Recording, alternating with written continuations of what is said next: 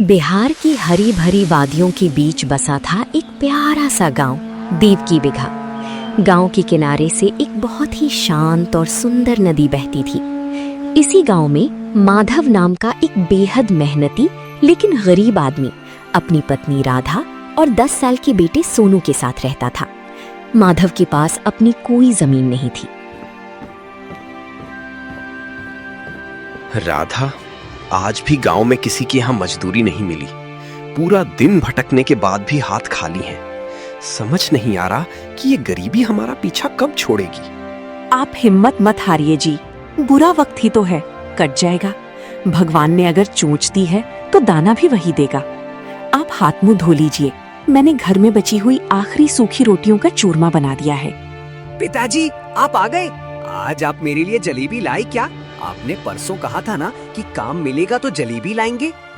बेटा, आज बाजार बंद था। कल मैं पक्का तेरे लिए शहर वाली बड़ी जलेबी लाऊंगा। अभी तू माँ के हाथ का चूरमा खा ले। कोई बात नहीं पिताजी, माँ के चूरमे में भी बहुत स्वाद है। अपनी बेटी की ये बातें सुनकर माधव का दिल भर आता है। वो मन ही मन फैसला करता है कि चाहे जो हो जाए वो अपने परिवार की ये हालत बदल कर रहेगा। अगले दिन सुबह सुबह माधव गांव के सबसे बड़े जमींदार ठाकुर रणजीत सिंह की हवेली पहुंच जाता है। ठाकुर साहब, राम राम। मुझे कोई भी काम दे दीजिए मालिक। मेरे घर में राशन का एक दाना नहीं बचा है। मैं आपके खेतों में दिन रात एक कर दूंगा, बस मुझे काम पर रख लीजिए। देख माधव, काम तो मेरे पास है। नदी के पार वाली जो मेरी बंजर जमीन है, वहां मैंने इस बार आम के बाग लगाने का सोचा है, लेकिन वो जमीन बहुत पथरीली है। अगर तू वहां दिन रात मेहनत करके उसे उपजाऊ बना दे तो मैं तुझे अच्छी मजदूरी दूंगा। मैं खून पसीना एक कर दूंगा मालिक, आप बस मुझ पर भरोसा रखिए। माधव ने ठाकुर की उस बंजर जमीन पर दिन रात काम किया। कड़ी धूप हो या तेज बारिश, उसने एक दिन भी छुट्टी नहीं ली। 6 महीने की कड़ी मेहनत के बाद उस बंजर जमीन पर आम के छोटे छोटे पौधे लहलहाने लगे। ठाकुर रंजीत सिंह जब खेत देखने आए तो हैरान रह गए। वाह माधव वाह, तूने तो चमत्कार कर दिया। मैंने सपने में भी नहीं सोचा था कि इस बंजर जमीन पर इतनी जल्दी हरियाली आ जाएगी। मैं तेरी लगन से बहुत खुश हूँ। बोल, क्या इनाम चाहिए तुझे? मालिक, आपने मुझे काम दिया, मेरे परिवार को भूखा मरने से बचाया। यही मेरे लिए बहुत बड़ा इनाम है। मुझे बस मेरी मजदूरी दे दीजिए। नहीं माधव, सिर्फ मजदूरी से मेरे दिल को तसल्ली नहीं मिलेगी। सुन, वो जो नदी के किनारे मेरी पुरानी लकड़ी की नाव पड़ी है, जो कई सालों से खराब है, आज से वो तेरी हुई। और उस नाव के पास वाली थोड़ी सी खाली जमीन भी मैं तुझे इनाम में देता हूँ। तू वहां अपनी कोई छोटी मोटी झोपड़ी बना लेना। आपका बहुत बहुत धन्यवाद मालिक। माधव इनाम पाकर बहुत खुश नहीं था, क्योंकि एक टूटी हुई नाव और नदी किनारे की छोटी सी जमीन से उसका घर कैसे चलता। वो उदास मन से घर लौटता है और राधा को सारी बात बताता है। आप उदास क्यों होते हैं? ठाकुर साहब ने अपनी तरफ से बहुत बड़ा इनाम दिया है। हम उस नाव को बेचकर कुछ पैसे कमा लेंगे। नाव इतनी जर्जर है कि कोई उसे लकड़ी के भाव भी नहीं खरीदेगा। समझ नहीं आ रहा उसका क्या करूं। तभी दरवाजे पर माधव के मामा दीनानाथ आते हैं। दीनानाथ शहर में एक छोटे से होटल में काम कर चुके थे और अब गांव लौट आए थे। अरे भांजे, मुंह क्यों लटका रखा है? मैंने अभी अभी गांव में सुना कि ठाकुर ने तुझे नदी किनारे की जमीन और नाव दी है। ये तो बहुत बड़ी लॉटरी है तेरी। कैसी लॉटरी मामा जी? नाव में 2 बड़े बड़े छेद हैं, वो पानी में उतरते ही डूब जाएगी। और जमीन नदी के बिल्कुल किनारे है, वहां कोई खेती भी नहीं हो सकती। अरे बुद्धू, खेती कौन कह रहा है करने को? तू ये भूल गया कि तेरी पत्नी राधा के हाथों में अन्नपूर्णा का वास है। वो जो चूल्हे पर दाल बाटी और सरसों का साग बनाती है, वैसा पूरे जिले में कोई नहीं बना सकता। हम उस नाव की मरम्मत करेंगे, उसे रंग रोगन करके सजाएंगे और उस नाव के ऊपर गांव का पहला तैरता हुआ ढाबा खोलेंगे। नाव के ऊपर ढाबा? मामा जी, ऐसा भी कहीं होता है क्या? लोग तो जमीन पर बैठकर खाते हैं। यही तो खासियत होगी हमारी। नदी की ठंडी हवा, पानी की लहरों की आवाज और नाव पर बैठकर तुम्हारे हाथों का स्वादिष्ट खाना। शहर के लोग ऐसा माहौल देखने के लिए तरसते हैं। उधर गांव के चौराहे पर रमन नाम का एक बहुत ही घमंडी और लालची आदमी रहता था। रमन की गांव में एकमात्र बड़ी मिठाई और खाने की दुकान थी। वो ग्राहकों से बहुत बुरा बर्ताव करता था, लेकिन गांव वालों के पास कोई दूसरा विकल्प नहीं था। जब रमन को माधव के नाव वाले ढाबे के बारे में पता चला तो वो उसका मजाक उड़ाने नदी किनारे आ गया। ओए भिखारी माधव, ये क्या कबाड़ खाना खोल रहा है तू पानी में? 2 वक्त की रोटी के तो तेरे लाले पड़े हैं और चला है ढाबा खोलने। इसे ढाबा नहीं, डूबती नैया कहते हैं। कोई पागल ही होगा जो तेरे इस लकड़ी के सड़े हुए टुकड़े पर आकर खाना खाएगा। रमन भाई, गरीब जरूर हूँ, लेकिन मेहनत की खाता हूँ। किसी से भीख नहीं मांग रहा। मेरा भगवान मेरे साथ है। जो होगा अच्छा ही होगा। आप अपना काम कीजिए, मुझे मेरा काम करने दीजिए। मुझे ज्ञान मत दे 2 कौड़ी के आदमी। मेरी दुकान रमन भोजनालय के सामने आज तक कोई नहीं टिक पाया। 4 दिन में तेरा ये कबाड़ कबाड़ी वाला भी नहीं खरीदेगा। रमन पैर पटकता हुआ वहां से चला जाता है। कुछ दिनों की मेहनत के बाद माधव की तैरती नाव रसोई बिल्कुल तैयार हो जाती है। नाव को बहुत ही सुंदर तरीके से बांस, पत्तों और लालटेनों से सजाया गया था। नाव को नदी के किनारे मजबूत रस्सियों से बांधा गया था ताकि वो पानी में तैरती रहे लेकिन आगे न बहे। जी, ये तो सच में किसी सपने जैसा लग रहा है। मैंने घर से मिट्टी के बर्तन और कुल्हड़ भी लाकर रख दिए हैं। आज पहले दिन मैंने दाल बाटी, बैंगन का भरता और लहसुन की चटनी बनाई है। भगवान का नाम लेकर शुरू करते हैं। राधा। पहला दिन गुजर जाता है लेकिन कोई ग्राहक नहीं आता। दूसरा दिन भी खाली निकल जाता है। माधव थोड़ा निराश होने लगता है। तीसरे दिन शाम के समय पास के शहर से कुछ कॉलेज के लड़के लड़कियां अपनी गाड़ियों से उसी रास्ते से गुजर रहे थे। उन्हें नदी के किनारे टिमटिमाती लालटेन वाली वो सजी हुई नाव दिखती है। अरे रोहन, गाड़ी रोक। वो देख, नदी के किनारे क्या है? कितनी खूबसूरत नाव है।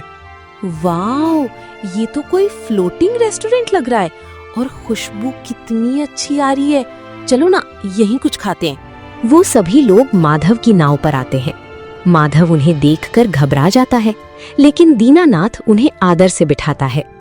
आइए बाबूजी, हमारी तैरती नाव रसोई में आपका स्वागत है। अंकल, आपके पास क्या क्या है खाने को? कोई पिज्जा या बर्गर मिलेगा? नहीं बाबूजी, हम तो गांव का देसी खाना बनाते हैं। आज चूल्हे पर सिंका हुआ बाटी चोखा, दाल और लहसुन की चटनी है। साथ में कुल्हड़ वाली छाछ है। परफेक्ट, हमें यही देसी खाना ट्राई करना है। जल्दी से ले आइए। राधा बहुत ही प्यार से मिट्टी के बर्तनों में खाना परोसती है। जैसे ही वो लोग पहला निवाला खाते हैं, उनके चेहरे खिल उठते हैं।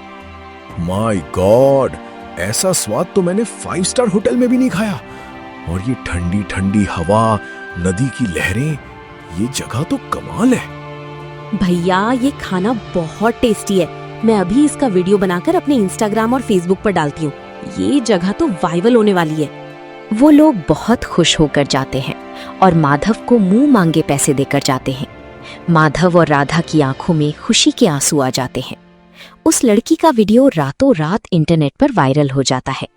अगले ही दिन से माधव की तैरती नाव रसोई पर लोगों की भीड़ लगने लगती है। माधव भाई, 1 प्लेट बाजरे की रोटी और सरसों का साग यहाँ भी भिजवाना। अरे राधा बहन, तुम्हारे हाथों में तो जादू है। मैं शहर से 50 किलोमीटर दूर सिर्फ तुम्हारा खाना खाने आया हूँ। जी बाबूजी, अभी लाया। आपका बहुत बहुत धन्यवाद। देखते ही देखते माधव का ढाबा पूरे जिले में मशहूर हो गया। लोग रमन की महंगी और बेस्वाद दुकान को छोड़कर माधव की नाव पर आने लगे। गांव वाले भी अब माधव की इज्जत करने लगे। ये सब देखकर रमन जलन की आग में जलने लगा। एक दिन रमन अपनी दुकान पर खाली बैठा था। तभी उसका एक नौकर वहां आता है। मालिक, आज भी बोहनी नहीं हुई। सारा गांव और शहर के लोग उस माधव की नाव पर जाकर खाना खा रहे हैं। अगर ऐसा ही चला तो हमारी दुकान तो बंद हो जाएगी। उस भिखारी की इतनी हिम्मत कि वो रमन की दुकान टप कर दे। मैं उसकी वो नाव ही डुबा दूंगा। ना रहेगी बांस, ना बजेगी बांसुरी। आज रात को तू मेरे साथ चलना, हम उस नाव का खेल खत्म कर देंगे। रात का समय था। पूरा गांव सो चुका था। रमन और उसका नौकर हाथों में एक बड़ा सा लोहे का सब्बल लेकर चुपके चुपके नदी के किनारे माधव की नाव के पास पहुंचते हैं। जल्दी कर, इस लोहे के सब्बल से नाव के नीचे वाले हिस्से में बड़े बड़े छेद कर दे। रात भर में नाव पानी से भर जाएगी और सुबह तक पूरी नाव नदी में समा जाएगी। जी मालिक। लेकिन रमन को ये नहीं पता था कि माधव की नाव पर रखा सामान बहुत कीमती हो गया था। इसलिए माधव का मामा दीनानाथ और उनका पालतू कुत्ता शेरू रात को नाव पर ही सोते थे। जैसे ही नौकर ने नाव पर रॉड मारी, शेरू जोर जोर से भौंकने लगा। कौन है वहाँ? चोर चोर। शेरू छलांग मारकर रमन के नौकर पर झपट पड़ता है। नौकर डर के मारे वहीं गिर जाता है। दीनानाथ की आवाज सुनकर पास ही बनी झोपड़ी से माधव और कुछ आसपास के गांव वाले डंडे लेकर दौड़ पड़ते हैं। मामा जी, क्या हुआ? देख माधव, ये रमन और इसका नौकर तेरी नाव में छेद करने आए थे। अगर शेरू नहीं भौंकता तो ये आज तेरी पूरी मेहनत डुबा देते। नहीं नहीं, मैं तो बस यहाँ टहलने आया था। ये मामा झूठ बोल रहा है। झूठ मत बोल रमन, तेरे हाथ में ये लोहे का सब्बल क्या टहलने के लिए है? तेरी दुकान नहीं चल रही तो तू इस गरीब के पेट पर लात मारने आ गया। अगले दिन गांव में पंचायत बैठती है। गांव के सरपंच और सारे लोग वहां मौजूद होते हैं। रमन सिर झुकाए खड़ा था। रमन, तुम्हारे खिलाफ सारे सबूत हैं। तुमने जलन के मारे माधव का रोजगार छीनने की कोशिश की। ये बहुत बड़ा अपराध है। तुम्हें क्या कहना है? मुझे माफ कर दीजिए सरपंच जी, मुझसे बहुत बड़ी भूल हो गई। लालच और जलन ने मेरी मति मार दी थी। मैं माधव भाई से भी माफी मांगता हूँ। सरपंच जी, मुझे इसे कोई सजा नहीं दिलवानी। अगर इसे अपनी गलती का एहसास हो गया है तो यही काफी है। मैं बस इतना चाहता हूँ कि ये आइंदा किसी भी गरीब को परेशान ना करे। माधव, तुम्हारा दिल बहुत बड़ा है, लेकिन पंचायत के नियम सबके लिए बराबर हैं। रमन, तुम्हें जुर्माने के तौर पर 50,000 रुपए गांव के विकास के लिए देने होंगे और 1 महीने तक माधव की ढाबे के बाहर मुफ्त में बर्तन धोने की सजा दी जाती है, ताकि तुम्हारा घमंड टूट सके। पंचायत के इस फैसले से पूरे गांव में खुशी की लहर दौड़ गई। रमन का सारा घमंड चूर चूर हो गया। उसने चुपचाप सजा कबूल कर ली। पिताजी, अब तो हम हमेशा खुश रहेंगे ना? हाँ मेरे बच्चे, अब हमारे बुरे दिन खत्म हो गए। मेहनत और ईमानदारी से बड़ा कोई जादू नहीं होता। इसके बाद माधव की तैरती नाव रसोई दिन दूनी रात चौगुनी तरक्की करने लगी। उसने नदी किनारे एक पक्का घर भी बना लिया और सोनू का दाखिला शहर के सबसे अच्छे स्कूल में करा दिया। उसकी मेहनत और राधा के स्वाद ने साबित कर दिया कि हालात चाहे कितनी भी बुरे हों, अगर इंसान हार न माने और कुछ नया सोचे तो वो अपनी किस्मत खुद लिख सकता है। तो दोस्तों, आप लोगों को प्रेरणादायक कहानी कैसी लगी? क्या इस कहानी ने आपको भी अपने हुनर पर भरोसा करने की हिम्मत दी? हमें कमेंट बॉक्स में लिखकर जरूर बताएं। तुरंत लाइक करें, अपने दोस्तों के साथ शेयर करें और ऐसी ही बेहतरीन और दिल को छू लेने वाली कहानियों के लिए हमारे चैनल को अभी सब्सक्राइब करें। मिलते हैं अगली कहानी में। तब तक के लिए हार मत मानिए, क्योंकि कोशिश करने वालों की कभी हार नहीं होती।